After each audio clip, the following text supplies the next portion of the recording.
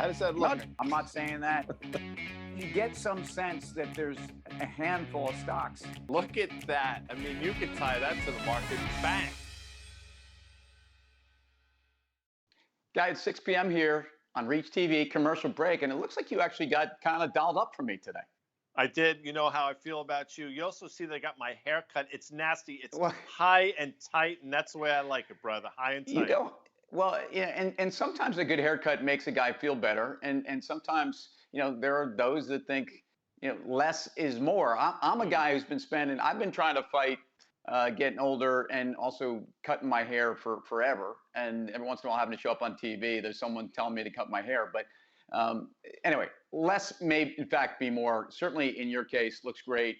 Possibly for me, Elon Musk is saying less is possibly more this week, talking about taking 10% of his chips off the table at Tesla. And extraordinary if you think about it. A guy he's maybe one of the biggest, cult of personalities. He's obviously a innovative whiz kid, and he's a controversial guy, but say what you want. He is the character behind Tesla. And I think if you had done this a couple of years ago, the stock might have been in free fall. And in fact, largely the stock's kind of yawned this week. It's interesting, though. He went this Twitter poll out to his tens of millions of followers. Basically, should I sell some Tesla shares? Yeah. And resoundingly, 57% of the people said yes. So the stock has sold off a little bit. It's interesting. But the question is, and this is my question to you. All right, you're posing to me. I'm posing to you. Would Tesla be better off with or without, like that song, With or Without You? I think that's U2. With or without Elon Musk? Tim Seymour.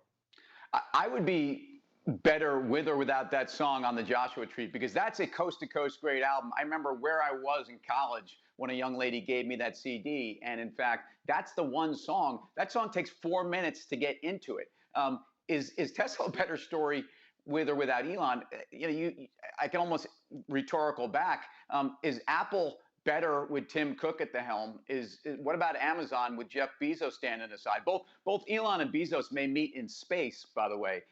So are they a better company? Look, I think they've proven that the operational challenges. I've been nothing less than critical about their ability to make a car for $42,000 or $35,000, let alone $500,000 that they did, and the 860 they're going to do this year, and they're going to improve upon that. So good for Elon and the operational execution there. Yeah, I tell you what, I think it's obviously a sign of growth for the company. And I think if you look at these other examples of places where people thought the company was really largely built around this one extremely dominant personality, but mindset, I think it's good. I think it's also coming at a time, by the way. Elon is the torchbearer for all things EV. It's amazing how once we thought, at some point EV is a story, you've got every major automaker in the world saying that the internal combustion engine will be dead by 2035, and here's Tesla at the front of the line. I think you got to know when to hold them and when to fold them. I'd take some of those chips off the table. I know you're a big Kenny Rogers fan. You are the gambler, and I don't mean Kenny Rogers, an ill-fated signing by the New York Yankees, but that's a different topic. No, but I think he spent some time with the Mets as well. It's amazing what the Mets can do to players. I mean, they just run them into the ground. It's pretty remarkable. In terms of Elon Musk, I think he is Tesla. And I think if for whatever reason he were to step away, that would be catastrophic. Yes, the word I'm choosing to use for the stock. But you mentioned Jeff Bezos. It's incredible. I mean, talk about a jacked CEO. I mean, he put a picture out earlier this week of him standing in front of a sign calling out Leo DiCaprio. I mean, the guy is built. Dude, if I was worth, $600 billion, I'd do whatever it takes to. I mean, this is a guy who's trying to find the fountain of youth. I think it's comical, even though he can afford to do it and he can probably payroll it.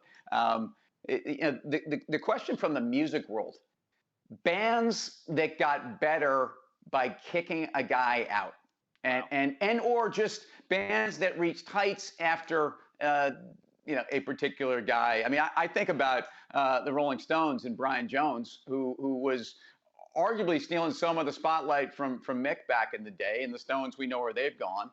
You got CSNY, who I don't know how those four dudes came together, because I mean that is a strange group of fellas, by the way. and did a couple good things together. CSN probably more by themselves. What do you got?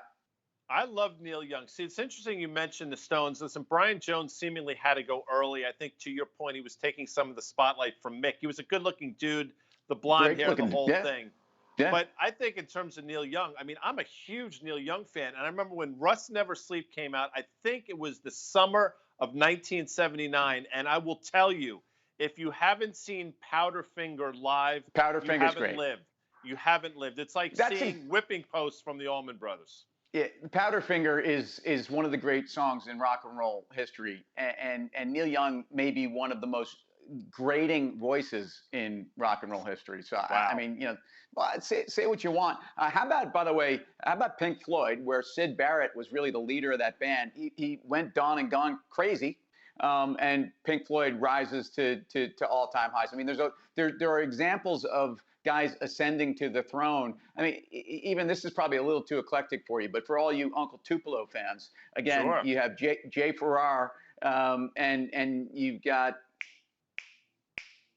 oh man, this is killing me, the lead singer of Wilco.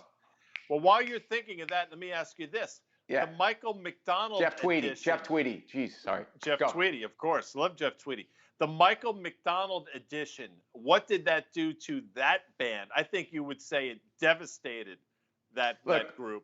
We've got a lot of yacht rock fans that follow Commercial Break, big fans of the show, and I've said more times, and I'll say it one more time. Michael McDonald ruined the Doobie Brothers, much as Peter Cetera ruined Chicago.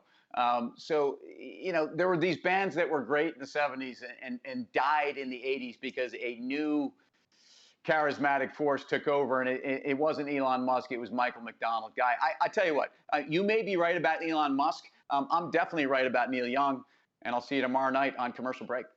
6 p.m., Reach TV, Monday through Friday. See you then. We'll be there.